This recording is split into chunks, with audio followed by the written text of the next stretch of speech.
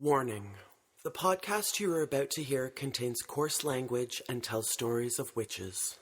Email us at missingwitches@gmail.com if you want to be heard. And blessed be.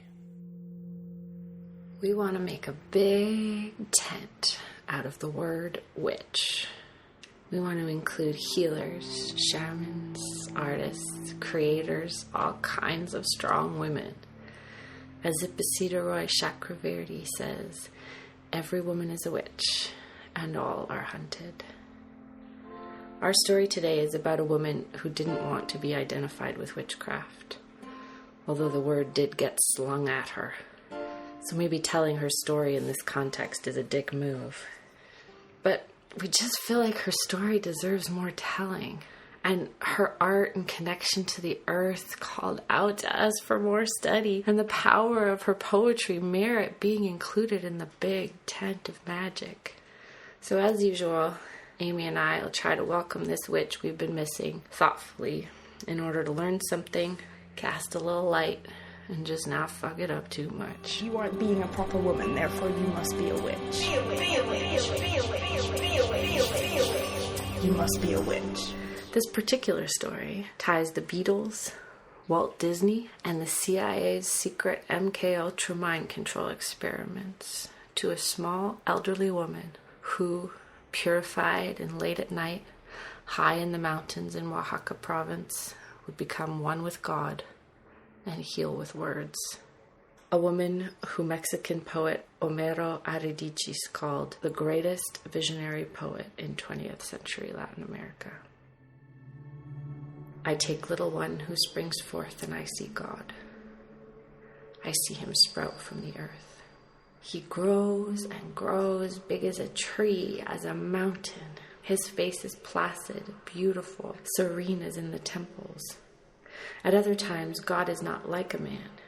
He is the book, a book that is born from the earth, a sacred book whose birth makes the world shake. It is the book of God that speaks to me in order for me to speak. It counsels me. It teaches me. It tells me what I have to say to men, to the sick, to life. The book appears and I learn new words. These are the words, and this is the story of Maria Sabina, the contemporary Mazatec curandera who allowed Westerners to participate in the healing vigil known as the velada. Had her story told on the cover of Time magazine, and saw her tiny, isolated community transformed into a transcendental hippie mecca or madhouse that shaped the world. Maria Sabina isn't missing in the same way as some other witches. Her image is printed on t-shirts and sold at head shops.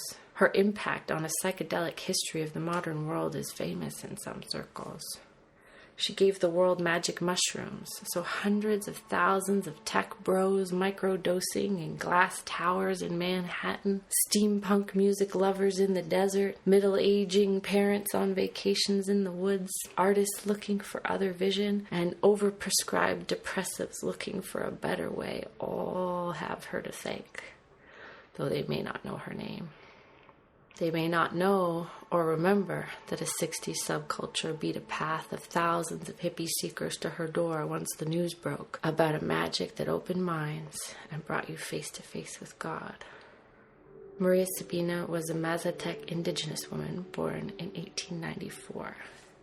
The Mazatec trace their origins back thousands of years. By the 1300s, they were a free, independent people with two empires, one in the highlands, or the east, and another in the lowlands.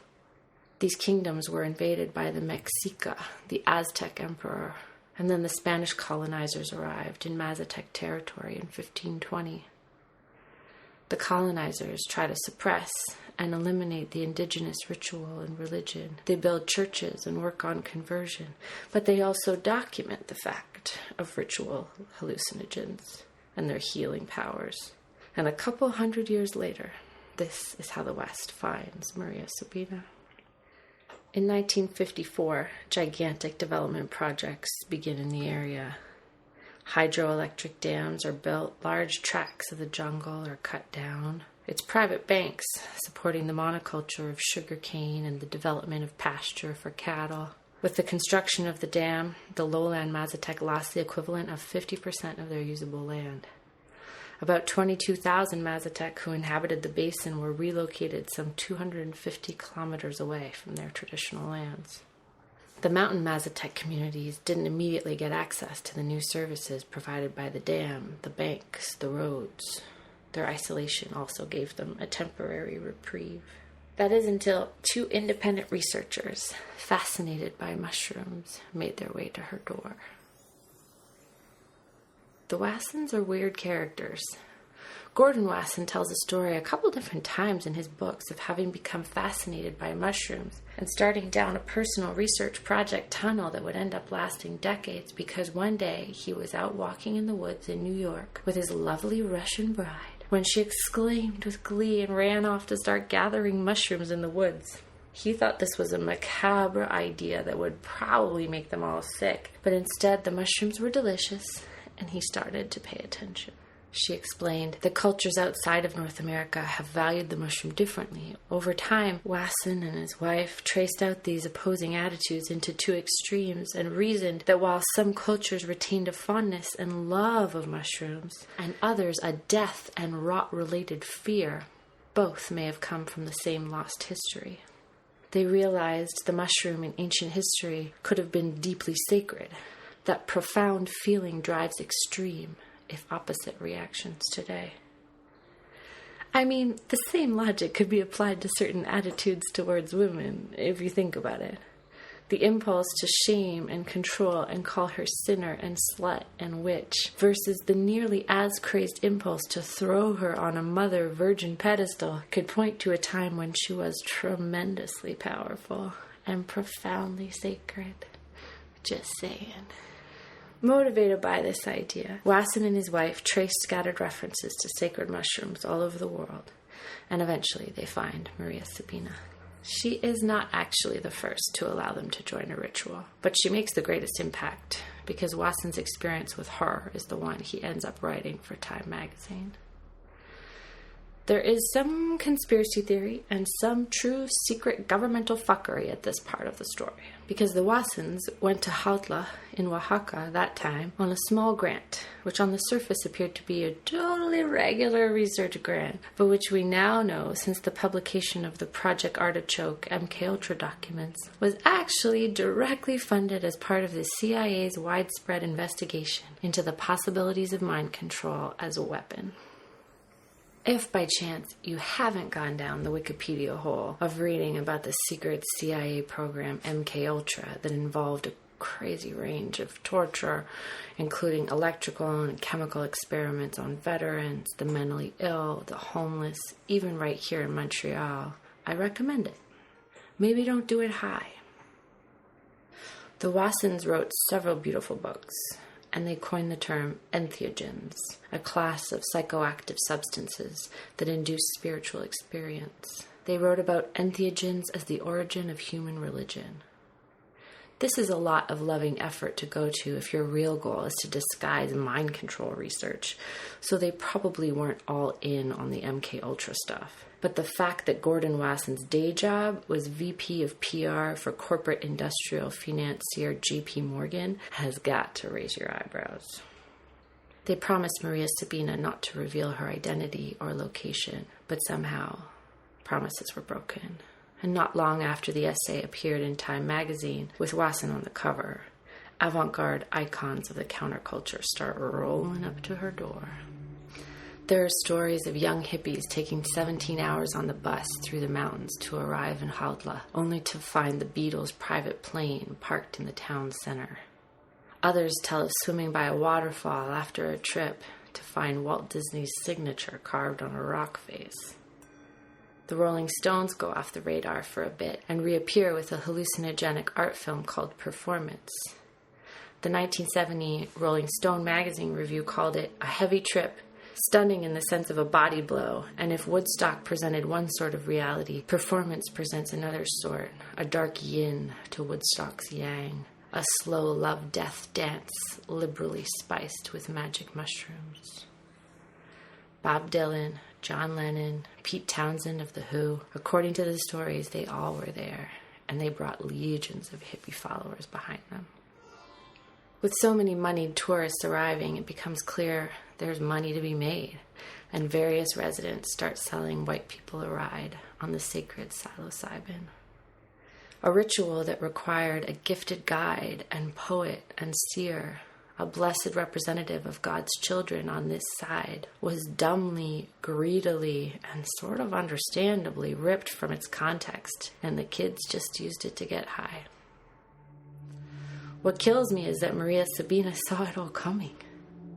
The mushrooms, which she referred to as the holy children, showed her the white men and then the waves that would follow if she shared their power, and that the mushrooms' power would diminish from this dilution. But they showed her she must do it anyway. Maybe there are reasons beyond reasons. There's a lot of heartbreak in this story. Maria Sabina married twice, both times to violent and abusive men who cheated on her. But there's ferocious strength as well, and a constant force of creation. Hoge Augustin recounts her husband found out that she was eating mushrooms to cure some of her old friends and beat her in front of them. Perhaps Maria cast a spell on him, or perhaps his karma suddenly caught up with him. Either way, that very night, strange noises were heard in the street, and the next morning he was found dead. In a documentary you can watch on YouTube, we'll link it in our notes along with every article we reference always. She says she bore 12 children and 5 died.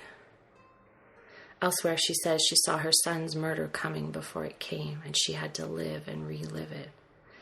The strength required to endure this, to me, unbearable mix of power and powerlessness is beyond awesome.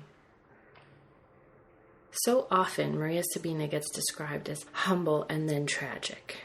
And I get that, but it also feels like pretty typical colonizer capitalist language for indigenous people, especially women. It doesn't do much justice or wrap its head around the real complexity and intentionality and other knowledge and power of that person's experience.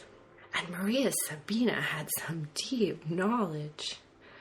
She spent decades of nights on her mountaintop using the power of her language to commune with the infinite.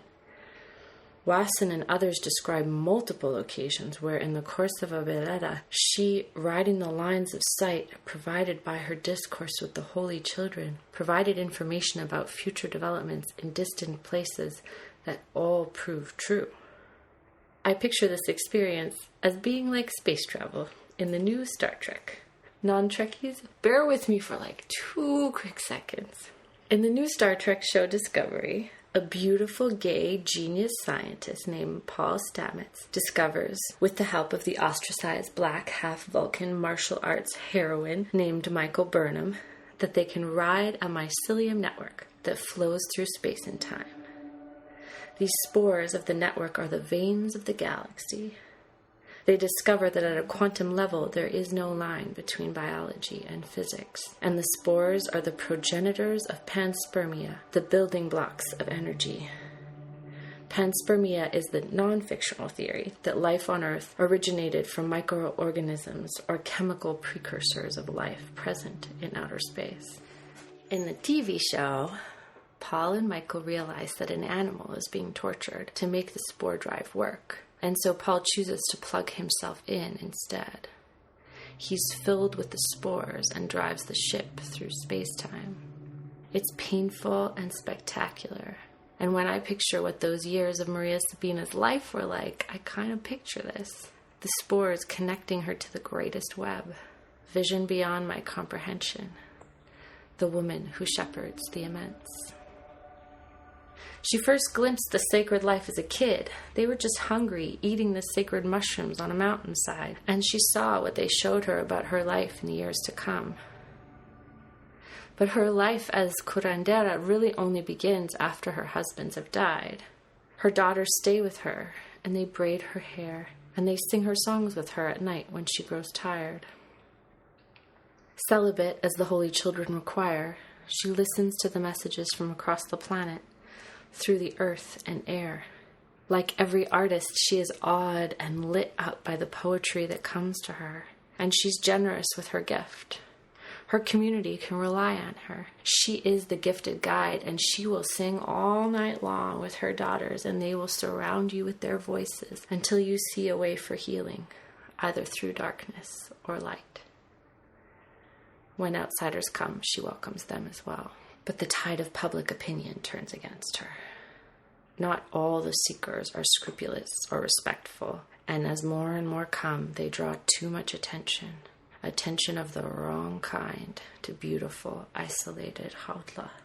The Mexican army can't ignore the drug trade happening in the mountains. They harass, lurk, trouble the community. At a breaking point, about 1,000 people are rounded up and arrested.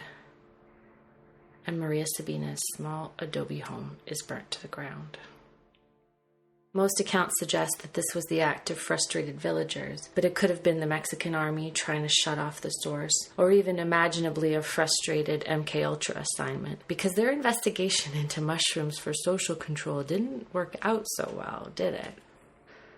Though the hordes of hippies were messy and troublesome, you could at least say, on some level, their minds were opening.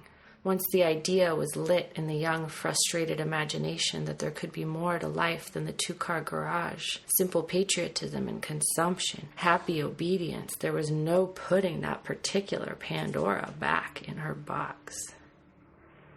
According to Wasson, Maria Sabina famously mourned that before you, nobody took the children simply to find God. They were always taken to cure the sick. From the moment foreigners arrived, the holy children lost their purity. They lost their force. They ruined them. Henceforth, they will no longer work. There is no remedy for it. In Women in Knowledge in Mesoamerica, the author puts a twist on this particular popular, heartbreaking end to the story of Maria Sabina, the great poet, the great healer of the Mixteca people, suggesting that her language always contained multiple realities. She is a multiplier of possibilities, a trickster, and if she told you the magic was gone, maybe that was because she wanted you to believe it. Herberito Yepes is my favorite writer about Maria Sabina so far. A poet who sees her as the same and who sees poetry as the new making of oneself. Poetry as the practical, not just verbal or utopian, invention of wholeness/otherness. Poet as technicians of the sacred self. The construction, poesis, of oneself. Elsewhere he writes, Maria Sabina was a wise one, not because she ate mushrooms and got into trips, but because she dominated a dynamic dictionary of meanings. She reproduced those meanings in the ceremonies. She rewrote that dynamic dictionary throughout her life. She was trying to revolutionize the praxis. That's why she even allowed foreigners to participate. She was trying to go beyond. She wanted to open the book. She wanted to open the book. This poet sees her in an iconic line with Lilith and Malinche and all black virgins. I'm going to quote such a chunk from him because I love him. The historic Malinche was given to Cortés as tribute by the Indian leaders in Tabasco, along with 20 other women, gold and poultry. She later served him as mistress and translator during the conquest. He refers to her as this tongue that I always have with me. The great shadow that Malinche has cast on the Mexican psyche secretly reappeared when Maria Sabina was, quote, discovered by Life and Gordon Wasson. Like Malinche, Sabrina, in an act of cultural infidelity, had betrayed the secret knowledge of Mexican culture to foreigners. If Malinche is perceived as having been seduced by Cortés, Maria Sabina is sometimes seen as having been seduced by Wasson. Malinche and Sabina both become crying women, night-chanting women, and both were tongue women, interpreters of language, women who with their power over words guided men on their crucial journeys, one to the conquest of Mexico, the other to the conquest of self.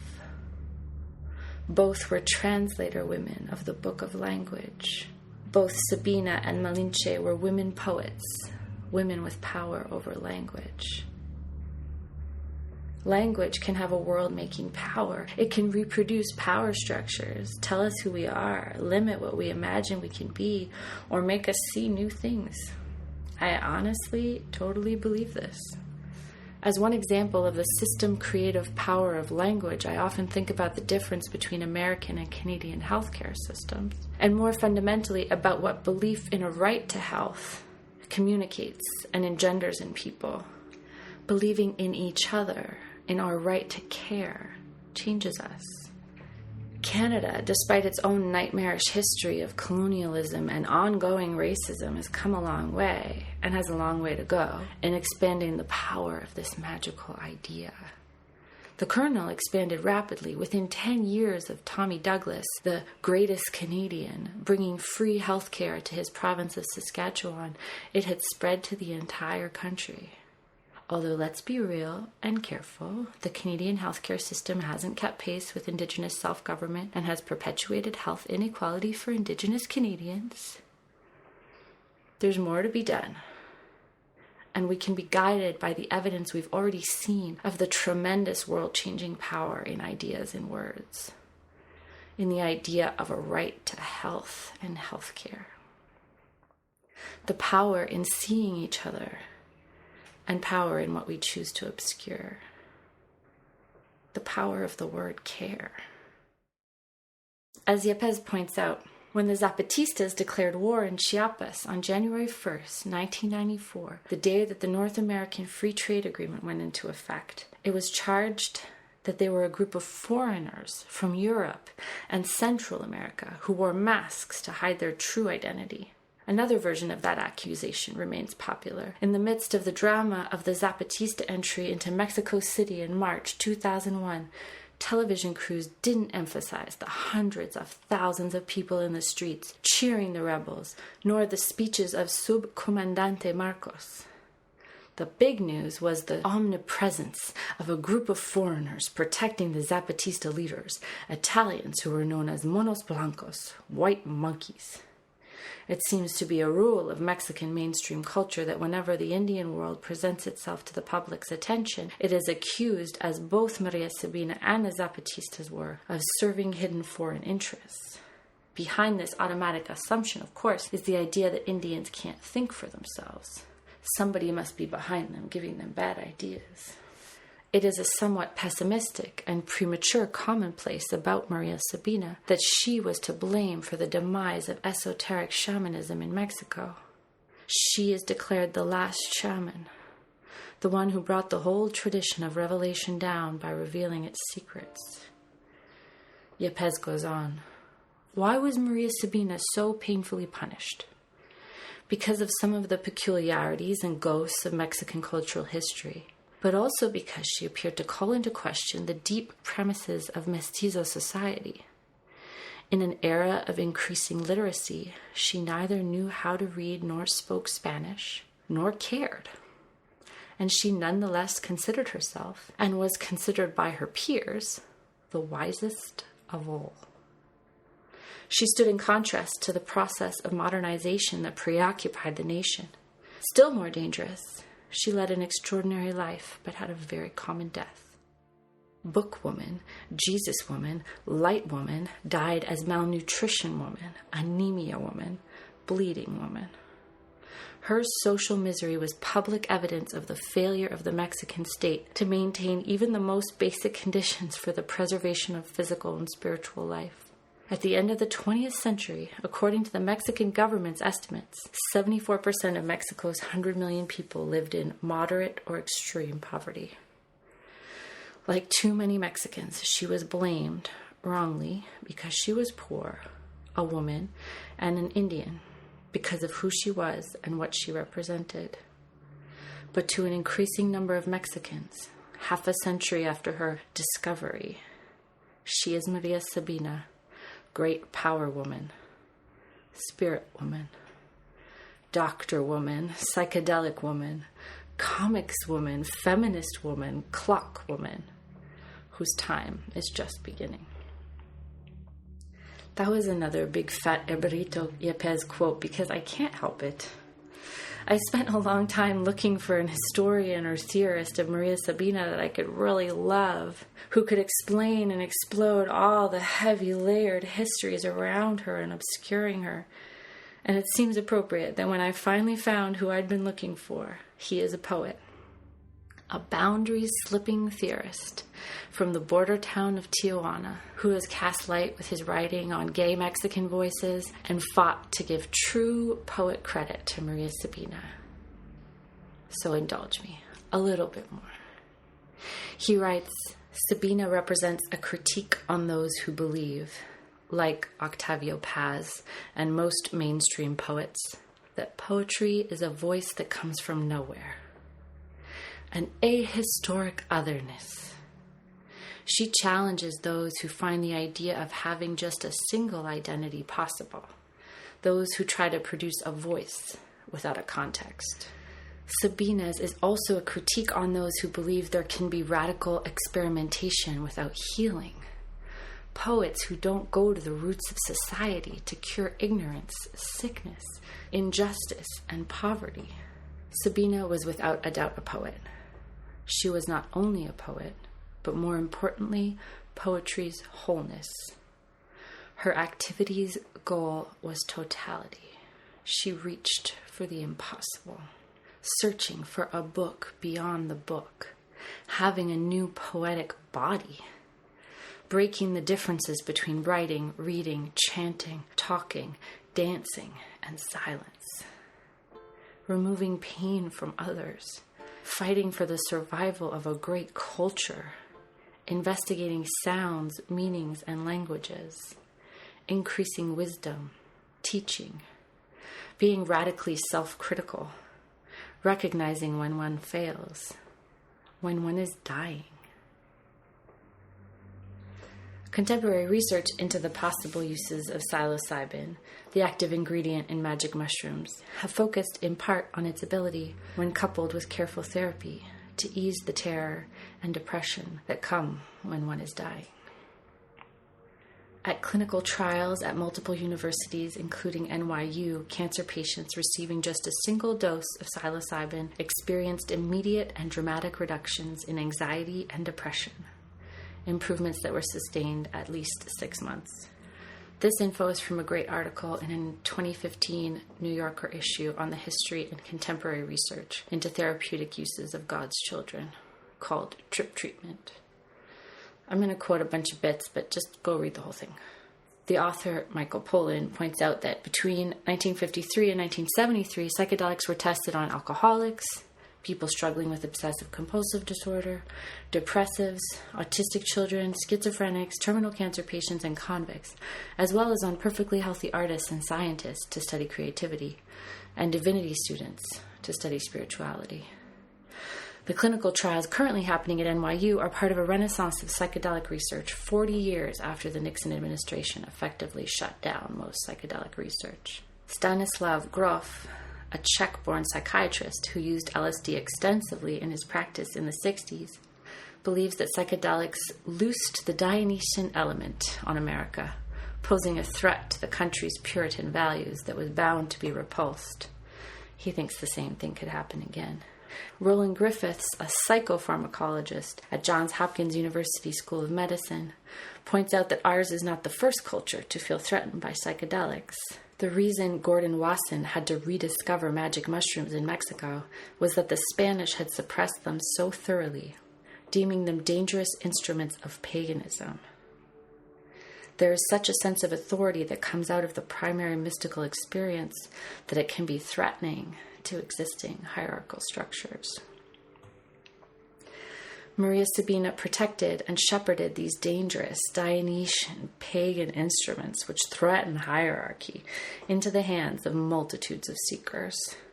She may have lost control of it, but she also let it loose so wide it seems unlikely it'll ever be lost again. But what is it that mushrooms actually do? And is it the same thing that Yepes thinks poetry can do? Breaking boundaries and healing? How can a temporary shift in how our brain functions or perceives threaten hierarchies in society? And is this what a witch does with her spells? Her own inherited and improvised poetry? healing herself to heal the world. More from this New Yorker article. When, in 2010, researcher Carhart Harris first began studying the brains of volunteers on psychedelics, neuroscientists assumed that the drug somehow excited brain activity. But when Carhart Harris looked at the results of the first set of fMRI scans, he discovered that the drug appeared to substantially reduce brain activity in one particular region, the default mode network. The network comprises a critical and centrally situated hub of brain activity that links parts of the cerebral cortex to deeper, older structures in the brain. Carhart Harris describes the default mode network variously as the brain's orchestra conductor, or corporate executive, or capital city. It's charged with managing and holding the entire system together. It is thought to be the physical counterpart of the autobiographical self, or the ego. He discovered that blood flow and electrical activity in the default mode network dropped off under the influence of psychedelics, a finding that may help to explain the loss of the sense of self that volunteers report. The biggest drop-offs in default mode network activity correlate with volunteers' reports of ego dissolution. It appears that with the ego temporarily out of commission, the boundaries between self and world, subject and object, all dissolve. These are hallmarks of the mystical experience. Carhart Harris found evidence in scans of brainwaves that when the default mode network shuts down, other brain regions are let off the leash. Mental contents hidden from view or suppressed during normal waking consciousness come out to play. Emotions, memories, wishes, and fears, regions that don't ordinarily communicate directly with one another, strike up conversations. Neuroscientists sometimes call this crosstalk, often with bizarre results. When administered under supportive conditions, psilocybin occasioned experiences similar to spontaneously occurring mystical experiences. Participants ranked these experiences as among the most meaningful in their lives, comparable to the birth of a child or the death of a parent. More than a year after their psilocybin sessions, volunteers who had the most complete mystical experiences showed significant increases in their openness, one of the 5 domains that psychologists look at in assessing personality traits. Openness, which encompasses aesthetic appreciation, imagination, and tolerance of others' viewpoints, is apparently a good predictor of creativity. So our brains have a tiny orchestra conductor in them, making sense of the world, giving it order. And when in overdrive, it becomes a tiny tyrant tied to depression and anxiety. Certain experiences can calm it, allowing us to experience the world more like we did before it developed. Little kids are without it, and they constantly create the world and make their own bizarre rules in it. Personally, I went through a period of petting strangers' hair when I was about 4. I remember my mom looking at me in slow-mo mouthing, "Why?" And that memory, like a lot of others from my childhood, feels heightened and hallucinatory and kind of high. Not that I really know what a mushroom trip feels like. The extent of it for me was one glorious, brilliantly cold day up at the lake house with a beautiful witch artist friend who had weaned herself off antidepressants and was microdosing mushrooms instead. So we joined her. Not enough to trip, mind you, just enough to paint and toboggan and play music and laugh all day like kids.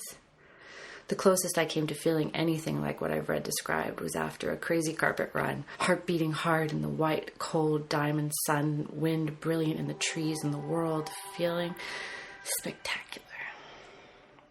Prior to this, I have had some judgments and fears about psychedelics. I have been, in my life, at times, a kind of judgmental person, although that's not a trait I value. The first time I got drunk, I cried and told my friends I was a hippopotamus for having given them shit about drinking beers. I meant hypocrite. The reality was I didn't have an actual issue with them drinking, besides being afraid of losing them, of them going to a place I wasn't ready to go, or a place I was afraid of them going anywhere without me, to be honest. I've got my abandonment stuff just like anyone. I think this is partially related to how I've felt about psychedelics. I was medicated from chronic pain during the decade when my social circles were adventuring with mushrooms and LSD. Maybe those things could have helped me, actually. My pain grew as I clenched with fear around an injury. And I can imagine now how an expansive trip led by a healing guide could have lifted my spine out of that trap earlier and saved me some tears, some time. But those drugs were for other people. They were a place I shouldn't go. I sat in judgment and in fear of most things. Some fear was reasonable. We knew people who lost on unguided trips. Young men for whom acid pulled a schizophrenic trigger and caught them in a trap that was never unsprung. There are some very known dangers to messing with this stuff unguided. Maria Sabina would ask you to be as honest as you could about what needed healing, and then she would stay with you and sing and dance and treat you with her identity-changing poetry all night until it passed. In current clinical trials, a therapist is with you through the entire experience, helping you find your way through what are often described as visions of birth and then of death, and then back, with a new belief that death is not an end. My co-producer Amy's experience was different. She wrote, "LSD was the first drug I ever took. I'd love to say this was some grand planned spiritual quest, but the fact is I took whatever someone handed me first. I, of course, discovered psychedelia before I discovered psychedelics, but was enthralled by the music, art, and fashion of the mid-late 60s to the point of obsession. I knew by age 10 that I wanted to open the doors of perception, whatever that might mean. Expand your mind? Sign me up. So let me tell you, on one hit of acid, you might feel strange, giggle, your reality may start to shift. But on 4 hits, you might discover the secret of the universe. At 15 years old, all pupils and grins, our girlfriend and I discovered that the secret of the universe is as follows. Everything is a circle. Now this is vague and probably not helpful, but I stand by it even today." She continues, "I don't recall the first time I ate mushrooms. This is probably because where I come from, psilocybin wasn't a sacred magical tool for healing. It was a party drug, eaten by the fistful in an attempt to, for lack of a better term, trip balls. That said, I was always kind of the mystic in the group, and on these nights where the holy children were consumed, I could be found dancing alone in a dark bathroom, or wandering off in search of nature, adventure, train tracks, or stillness. I honestly don't advise that you use drugs. Just take it from me and the lessons I've learned on my long, strange trips. Everything you sense is filtered through your perception, and you can change your perspective without drugs. When you change your mind, you change your reality. That's witchcraft, and that is sacred." As Maria Sabina said, and Amy and I agree, the drugs will only take you so far. Whether you are considering tapping into the highs of psilocybin, or yoga, or wine, or mountaintops, or therapy, or poetry, or weed, or power, or even witchcraft, may I suggest again, these drugs will only take you so far. To really open the doors of perception, I think we need to do more than just get high and repeat existing patterns. To escape the violence we're doing to the world and to each other, we need a language that enshrines our collective right to health, that makes our identities multiple and twisted to each other, and understands health and self-love on a scale so big we might need that mycelium drive to glimpse the expanse of it. For this great big view, let's take Maria Sabina, her bravery and vision and poetry as our patron saint and Black Virgin guide. Because I can swim in the immense, because I can swim in all forms, because I am the launch woman, because I am the sacred opossum, because I am the Lord opossum. I am the woman book that is beneath the water says. I am the woman of the populous town says. I am the shepherdess who is beneath the water says. I am the woman who shepherds the immense says. I am a shepherdess, and I come with my shepherd says, because everything has its origin, and I come going from place to place from the origin. Because everything has its origin, and I come going from place to place from the origin. You must be a witch. Thanks for listening to the Missing Witches podcast. If you want to know more about Maria Sabina, check out our show notes at missingwitches.com. And be sure to come back for Witches Found. This week I'm speaking to medicine woman Annie Lamoureux about the tools that she uses, other than drugs, to connect with the spirit. So that's Missing Witches Sundays, Witches Found Wednesdays. Please like, share, subscribe. Follow us on social media at Missing Witches. And if you have stories about your own witchcraft or your families or witches that you've discovered, please email us. And blessed be.